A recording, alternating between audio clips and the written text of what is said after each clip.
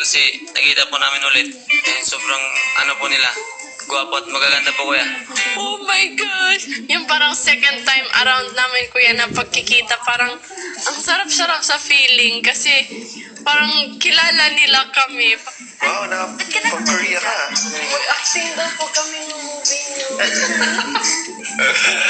Yeah, ka mo na si Kaki. Hindi po ako nakakonditioner. Oo nga, acting ka. Kachet! Para po kayong mannequin. Hindi ang sikat na horses. Si Maniken. Joke na.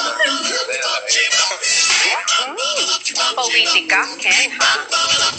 Magkatabi pa lang po sila, wala po silang ginagawa, pero kinikilig na po talaga ako, kuya, kasi parang, basta, parang pag sila magkatabi, parang may pag-ibig na lumulutang sa ere. Ilang sandali pa at nagsalita na si Kuya. Imbitahan ko si Liza at saka si Enrique Opo. para maging judge sa gabi ito. Opo. Gusto ko ay bumalik kayo sa loob ng bahay. Sabihin nyo sa mga kasama nyo na nandito sila. Opo kuya.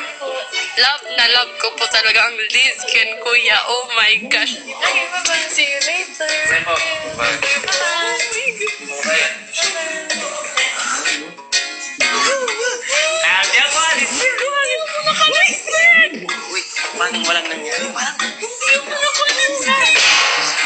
Ang reaksyon ng Dream Team sa pagdating ng Lizken, Wala nga. Wala.